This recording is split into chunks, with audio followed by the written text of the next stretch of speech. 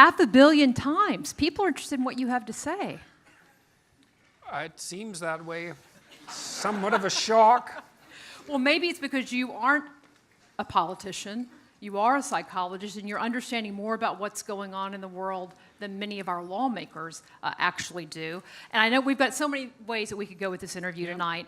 And we got questions. Thank you to all of you in the audience who sent in your questions. I've got some of them right here, and we're going to get into those. But let's just start with the socialism piece.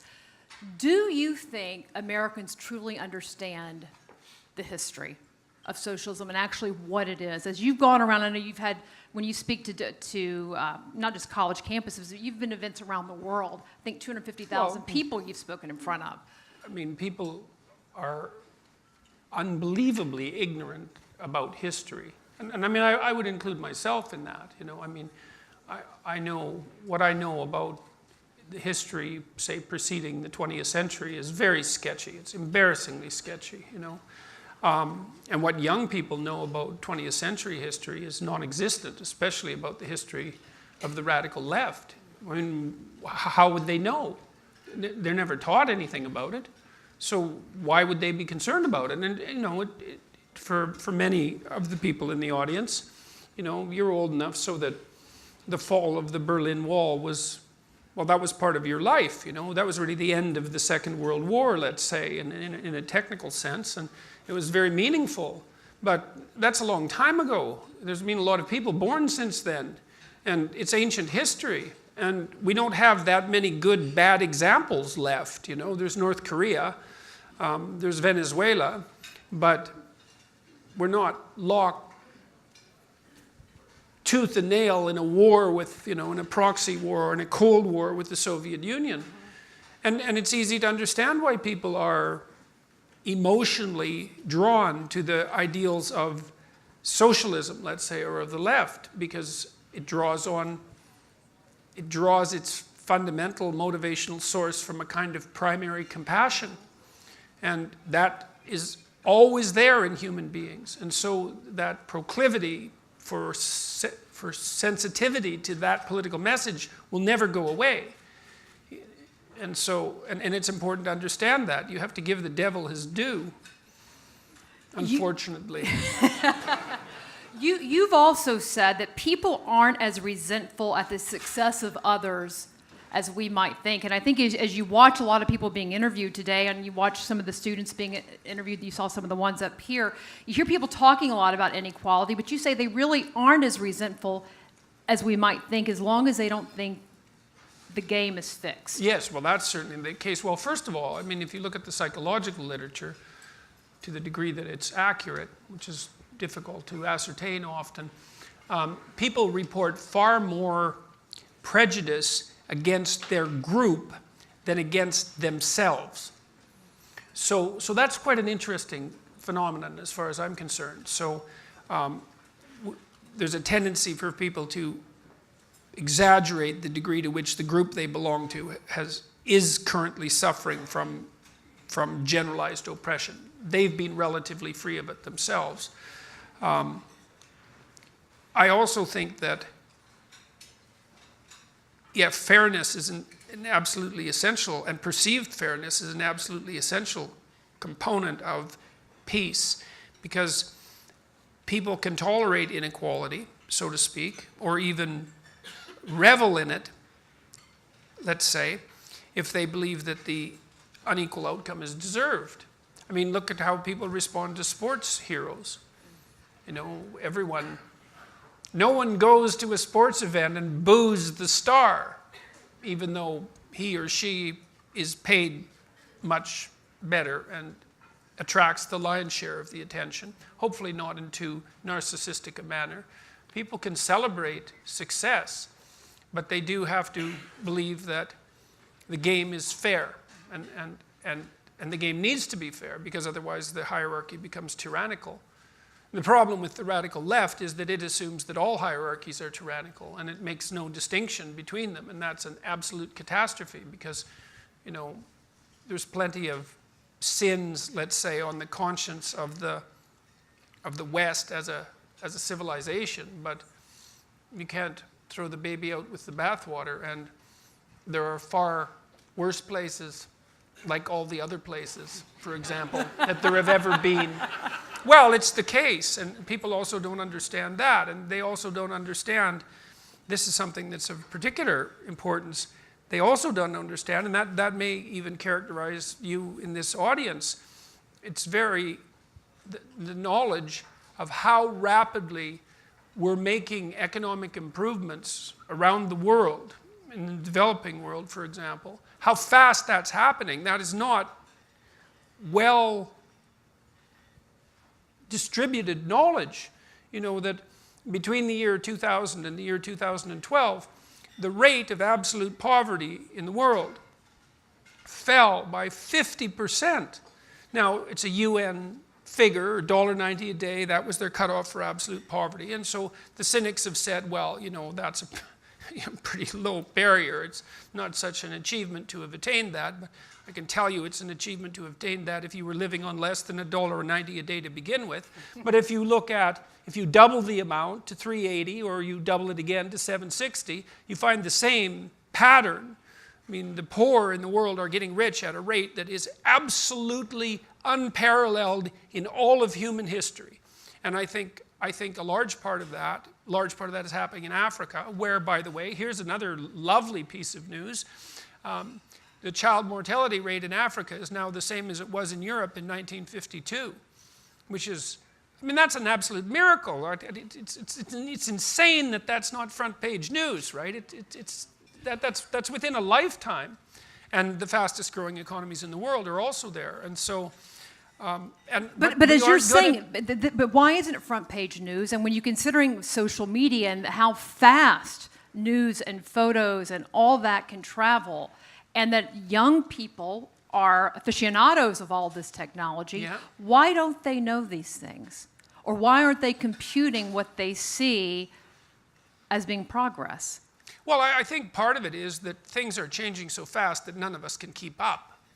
Like, it's hard to keep the story updated. I had no idea, for example, that most of the world's economic news, and even a substantial proportion of its ecological news, by the way, was positive until I started to work on a UN committee about 5 years ago on sustainable economic development. And I read very widely economically and also ecologically, and realized that things were way better than I had any sense of, that these improvements had come at a tremendous rate.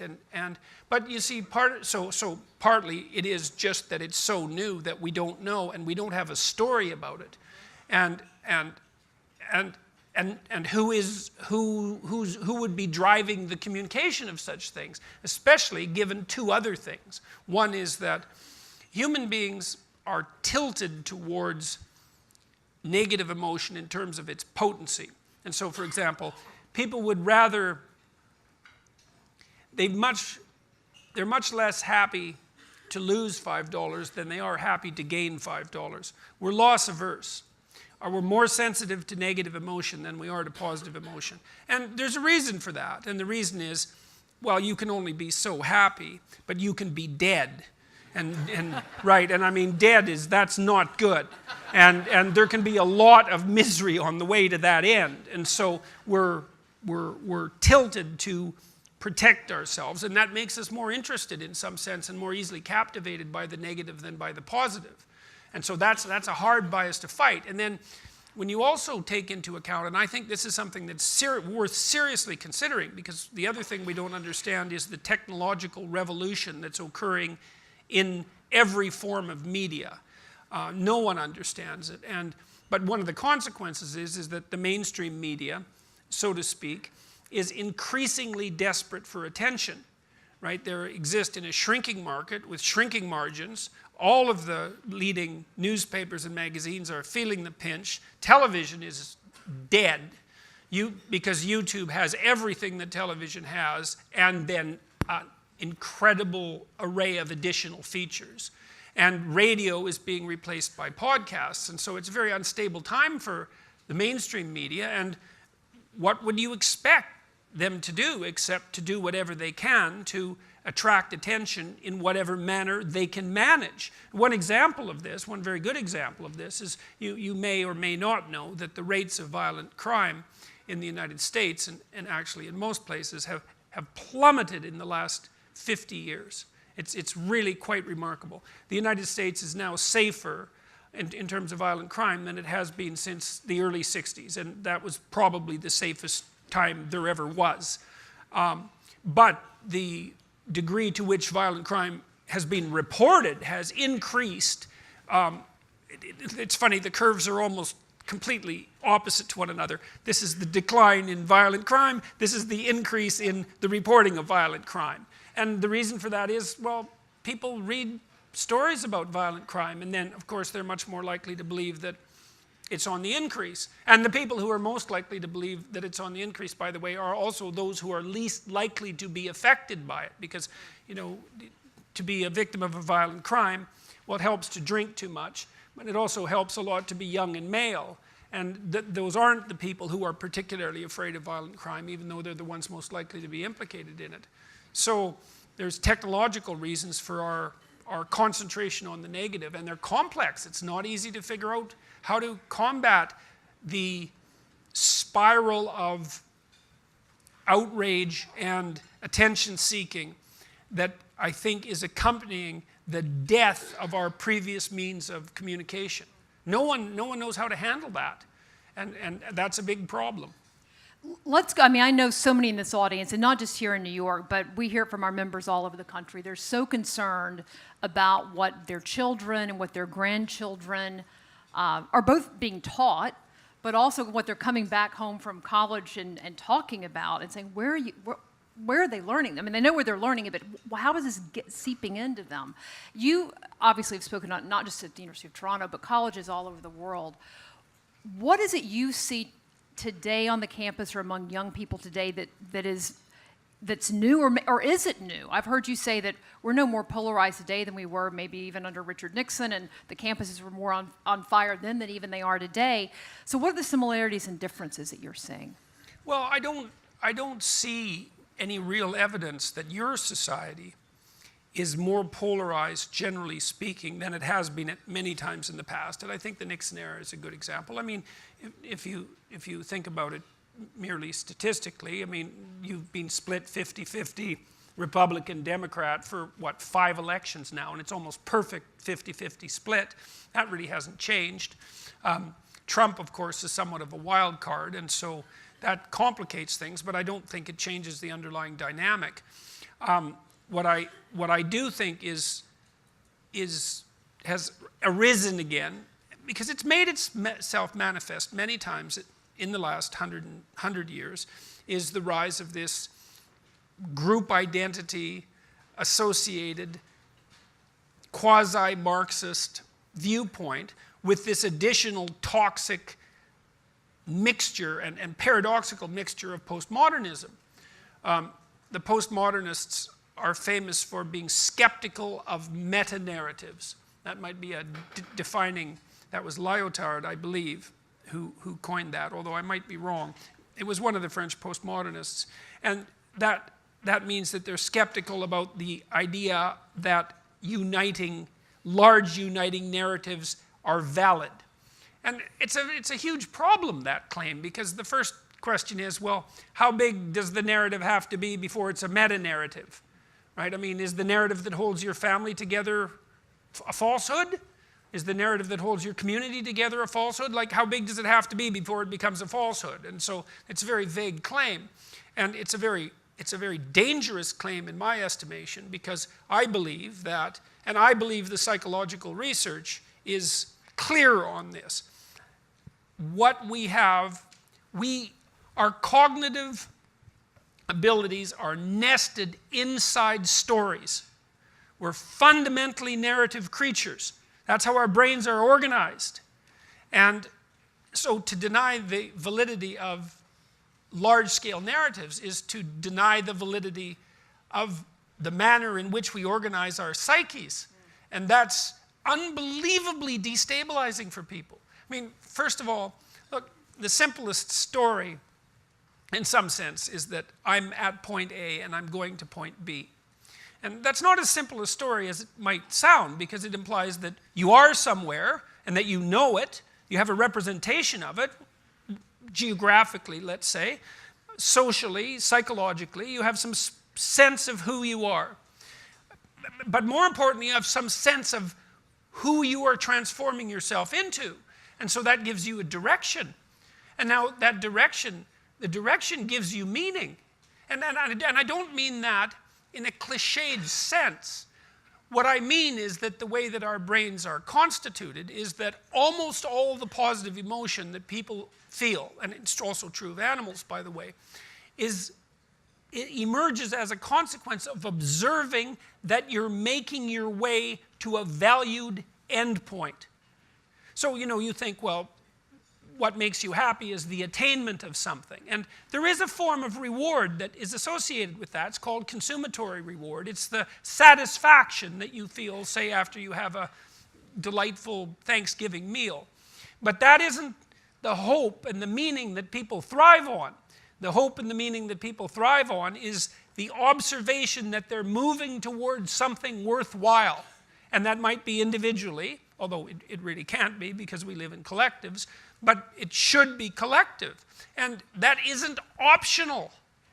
If you don't have a goal, a transcendent goal, say, something that's beyond you, then you don't have any positive emotion. And that's not good, because you have plenty of negative emotion. And that's the problem with fundamental claims of meaninglessness, too, in life. That it's the philosophical error that's made by nihilists, let's say, who say, well, life is meaningless. It's like, well, if you're a nihilist, genuinely, you've lost all hope.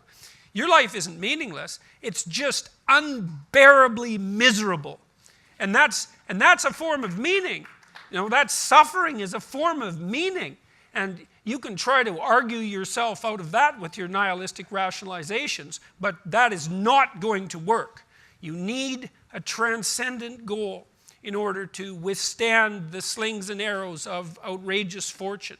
And the destruction of the narratives that guide us individually, psychologically, and that also unite us socially, familial and socially, it's an absolute catastrophe.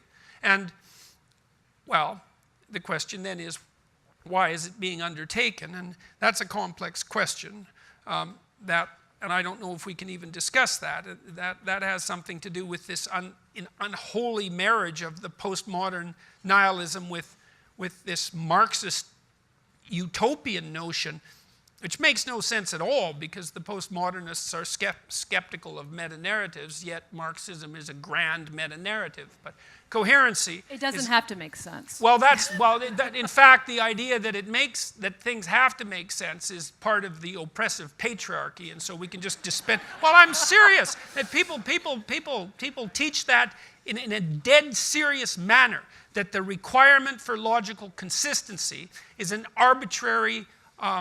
it's an arbitrary imposition on cognitive structure. It's not something necessary for rational cognition, even if there is such a thing. I mean, you don't know how deep this war goes in some sense. I can give you an example. There's a debate about free speech on campus. But what you don't understand is it isn't a debate about who can speak. It's a debate about whether there is such a thing as free speech. And the answer from the radicals is that there isn't.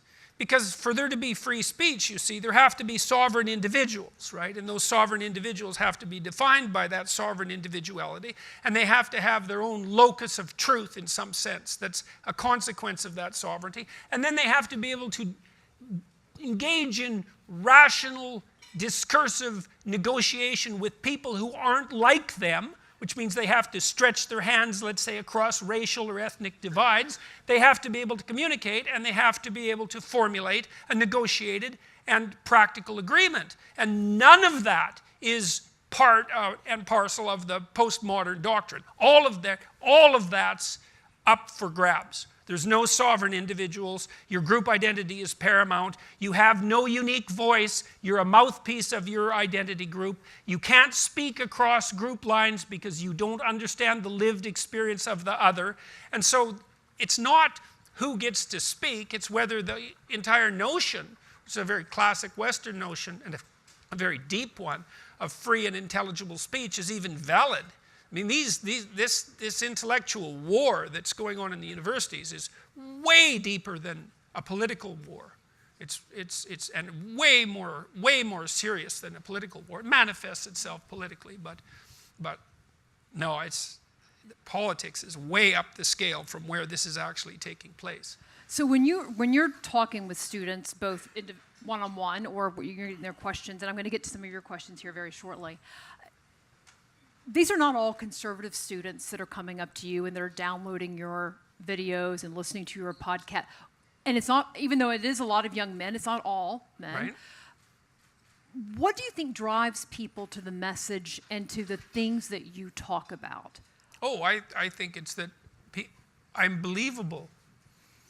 And, well, that's why. That's why. I mean, you know, in most of my lectures, so I've done about 150 public lectures or so in the last year, all over the world, and to large audiences. The audiences in Australia were starting to approach, well, we had audiences of 5,500 people in Australia, so, which is quite remarkable, you know, that 5,500 people would come to listen to like a serious discussion about philosophical, theological, and psychological issues, and to participate in that. And I don't pull any punches. I'm not speaking down.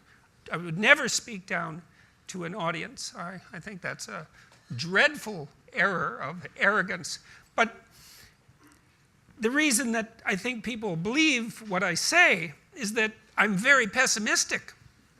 Well, look, because most times when you listen to someone who's a motivational speaker, let's say, you know, it fills you with a temporary optimism, but you go home and the wiser part of you knows that mostly it's the painting over of rotten wood with a fresh coat of paint.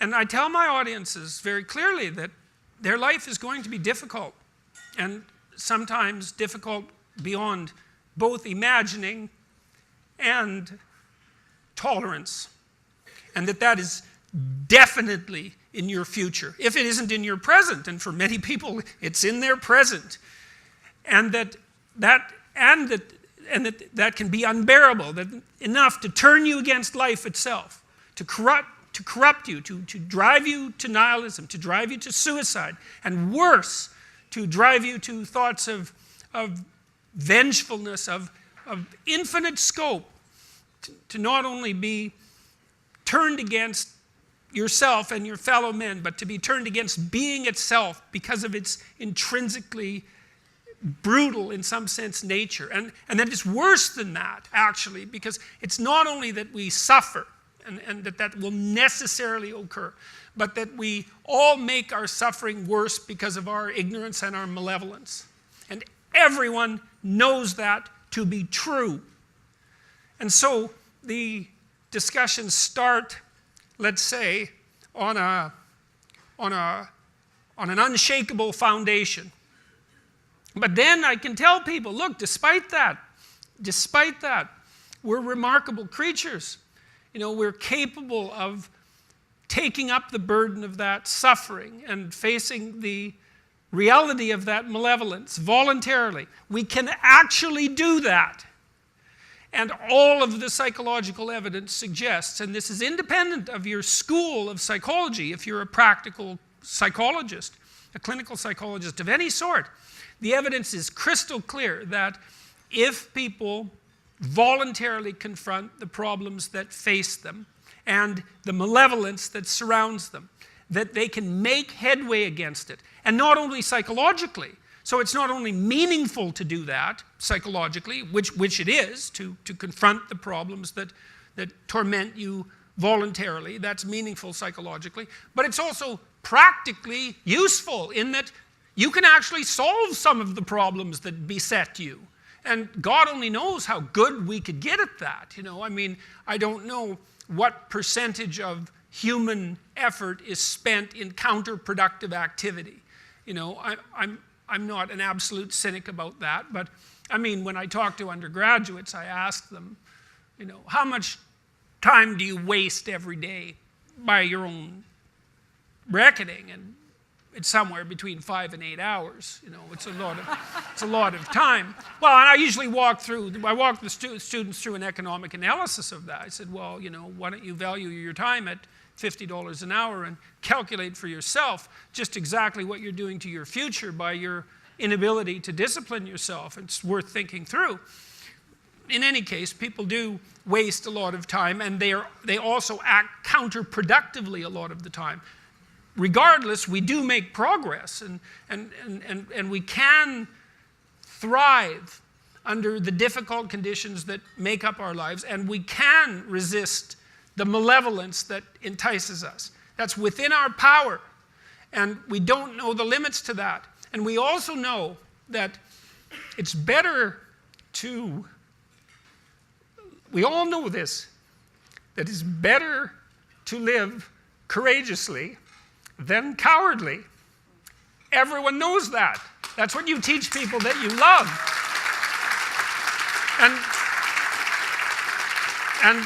And we know that it's better to live truthfully than in deceit. And you can tell that too, because that's also what you tell people that you love. And we know that you should pick up your damn responsibility and move forward. Everyone knows that. It's part of our intrinsic moral nature. And that nature is there. And it's not difficult to communicate to people about this. Like, everyone knows that you wake up at 3 in the morning when you've let your life go off the rails, and that you berate yourself for your uselessness and your cruelty and your failure to take the opportunities that are in front of you. And if you were the master in your own house, in some sense, the captain of your own destiny, if there was no intrinsic nature, well, that would never happen. You'd just let yourself off the hook. There'd be no voice of conscience tormenting you. But no one escapes from that. And what that indicates, to me, is that, at least psychologically, we live in a universe that's characterized by a moral dimension, and we understand that well, and that moral failings have consequences, and that they're not trivial. They destroy you. They destroy your family. They destroy your community. And you can tell people that, and they listen because they know.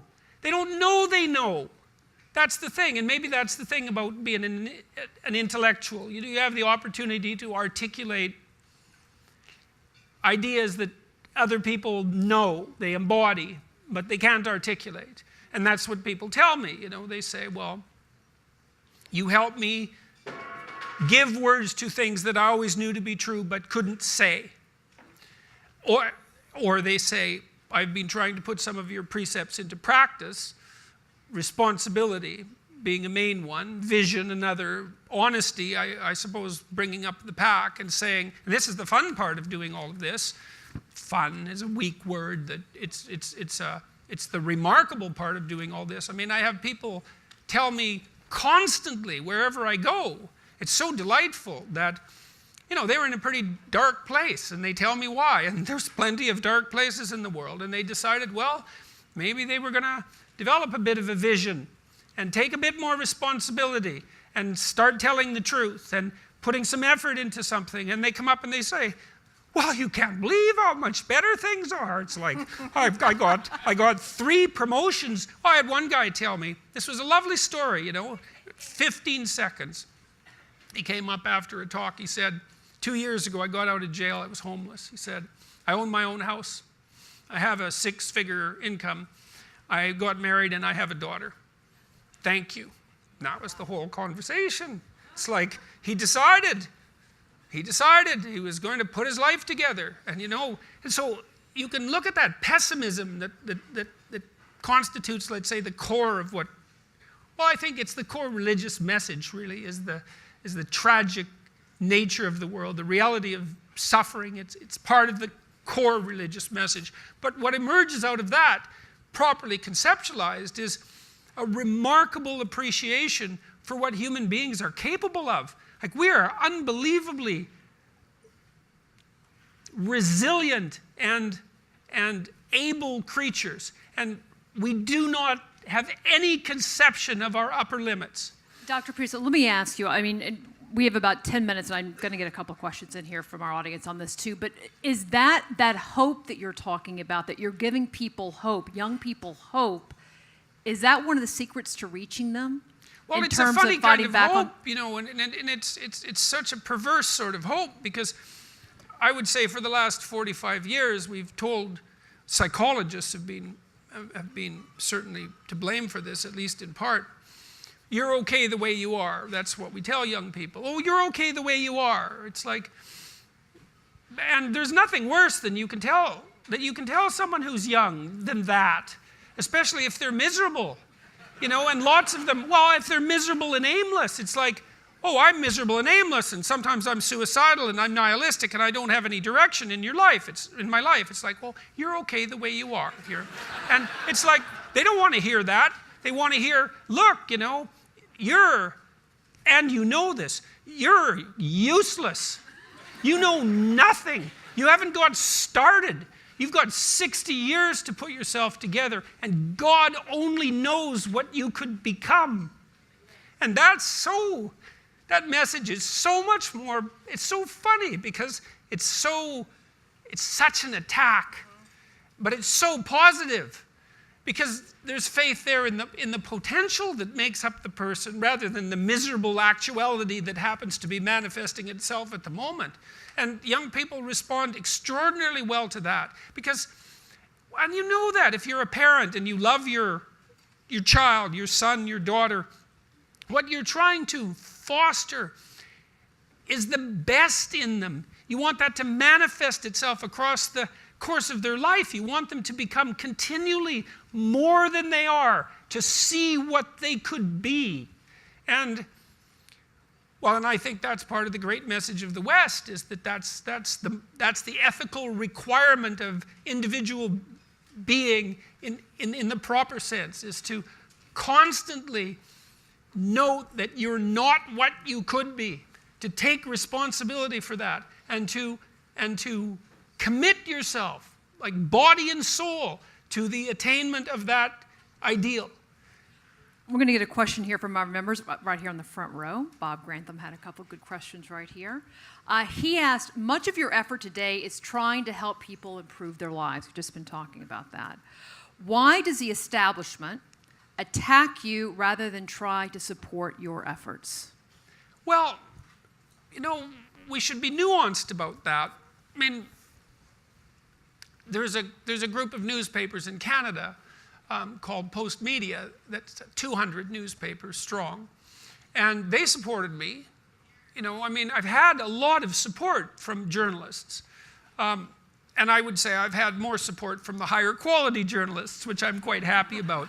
So it's polarized, you know. I have a dedicated coterie of people who regard me as an enemy.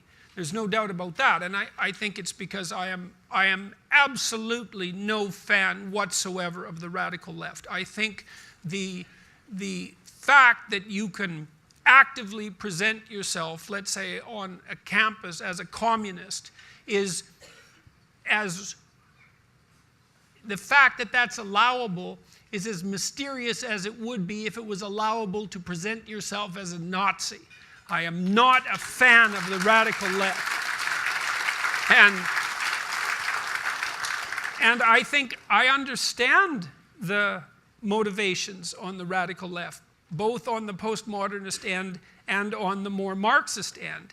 And because of that, I'm a relatively effective critic, and that makes me very unpopular. So, and that's fine, because I'm not, because what people are being taught that's emerged from that brand of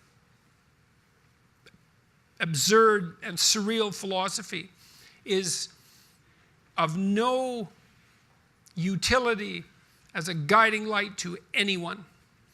And it's a catastrophe to take young people in their formative years when they're trying to catalyze their adult identity and to tear the substructure out from underneath them and leave them bereft. And I do believe that that's what the universities on the humanities end, and to some degree on the social science end, I do believe that that's what they fundamentally managed to achieve. So, and I don't admire that. I think there's something deeply sadistic about that. There's something deeply anti-human about that. And it presents itself in the guise of moral virtue, which makes it even worse. And so, well, that's why people don't like me. All right, we've got about 5 minutes. I'm going to try to get in 2 quick questions. Where is Adam from Vassar College? Is Adam? Oh, there he is. All right. So this was Adam's question. He said, given the liberal political order bends towards automation of individuals, e.g. automation and urbanization, how can meaningful community be assured? Well, you build that for yourself in part. You know, I mean, Adam? Get a girlfriend. Well, I mean, people aren't doing that. You know, that's falling by the wayside, right? And so, and it's because it's trouble, you know, well, it is trouble. Life is trouble, and it's trouble to establish a permanent relationship, you know. I mean, we've told young people for far too long that, well, they should be happy in their relationships, let's say. And it's like, that's weak. Well, it is. God, most of you are married.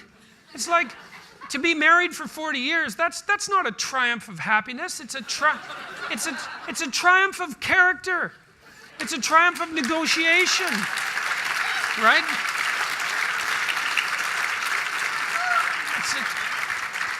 It's a triumph of will to do that. And that should be celebrated, but it should also be pointed out that no matter who you find, like, they're no better than you, and that's not so good. So there's going to be problems, but that shouldn't stop you. It's like, find someone, you know. You're going to have, if you're lucky, you're going to have the opportunity to sort of sift through about 5 people in your life. That's about it. Then you're going to have to stake yourself on one of those people, and it's a hell of a risk, but with any luck, it'll make you a better person. That wrestling, you know, one of the things I learned, I did a series of biblical lectures in 2017, which have turned out to be crazily popular, of all the insane things to be. And I was supposed to ask you, why do you think that is? Yes. Well, one of the things I learned in those lectures, and should have known before, was that the word Israel, so the chosen people of God, the people of Israel, are those who wrestle with God. And that's such an interesting idea. You know, it's a fascinating idea, because it indicates, at least, even in our deepest religious text, that there's something about existential conflict and engaging in that's actually part of the moral substructure of life. That simple belief, let's say, whatever that might mean, in a deity isn't sufficient. Is that there's an active engagement with the infinite, and it's a battle in some sense. And I think that's the proper way to conceptualize it. I think it's the proper way to conceptualize a relationship.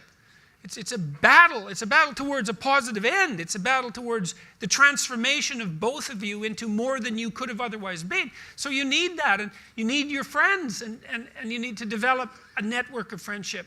And you need to put your family together and to act responsibly towards them. And then you need to move out from that into the broader community. And that's on you. And that's how you foster it. You make it a part of the ideal that you're pursuing, and then you realize that that's up to you to do. And maybe then you realize that you can do it as well, if you're willing to make the right sacrifices, which really usually means burning off a fair bit of dead wood, and that's not something that people are particularly excited about doing, and no wonder. Our time has been too short. I have time for just one more final question, I'm told.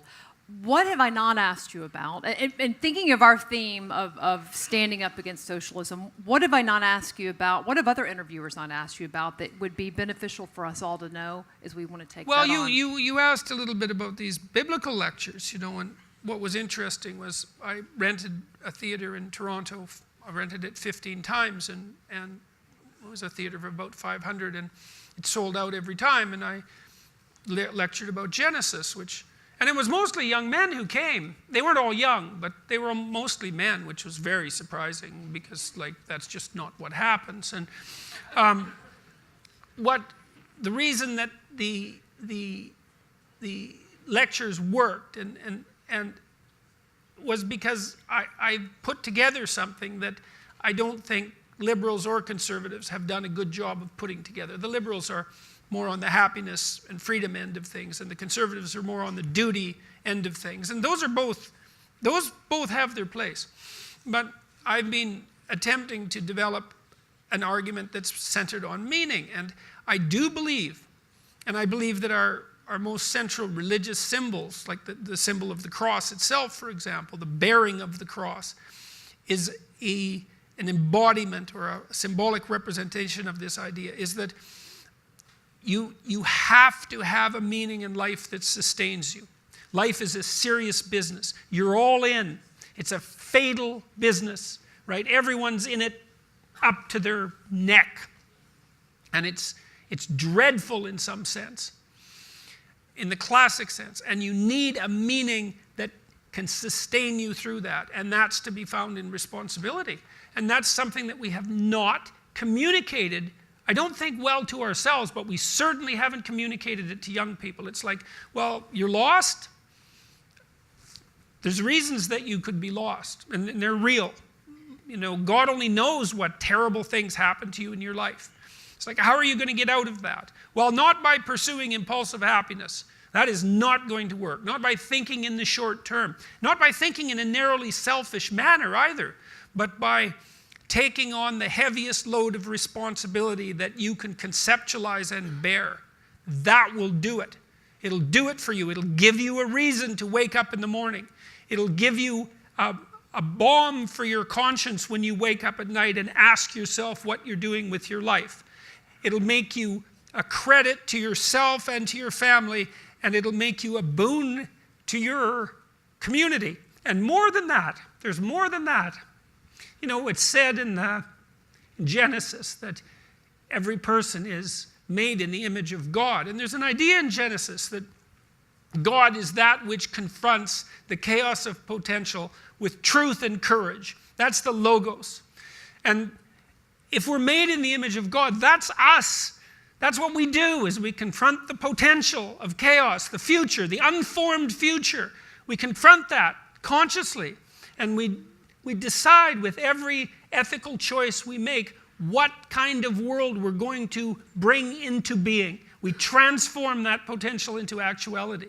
And we do that as a consequence of our ethical decisions. And so it's not only a matter of putting yourself together and putting your family together, and putting your community together. It's a matter of bringing the world in its proper shape into being. And I truly believe that that's the case. And I believe that we all believe that. Like, we hold ourselves responsible. You know that if you've made a mistake with your family, because you were selfish or narrow-minded or blind in some manner, that you regard yourself as culpable. You could have done otherwise. And now you've brought something into the world that should not be there. And it's on you. We hold ourselves responsible in that manner. And so what that indicates to me is that in a deep sense we believe that we are the agents that transform the potential of being into reality. And that is a divine, if anything, links us with divinity. It's our capability to transform what is not yet into what is. And the other thing that happens, and I'll stop with this in Genesis, and this is so interesting, it's so fascinating, is that as God conducts himself through this enterprise of the transformation of potential into actuality, he stops repeatedly and says, and it was good. And that's a mystery. Why is it good? And the answer is something like, well, if if you conduct yourself with the courage that enables you to accept your vulnerability, which is no trivial matter, and if you're truthful, then what you bring out of potential is what's good. And that sets the world right. And that's up to us. And to me, that's the great story of the West. That's why we regard ourselves as sovereign individuals of value, is that's what we are. And we need to know that, to take ourselves seriously and to act properly in the world. And that's what I said in the biblical lectures in many hours. And that's what's made them popular, because people, at the level of the soul, I would say, people know these things to be true. So, ladies and gentlemen, please help me thank Jordan Peterson.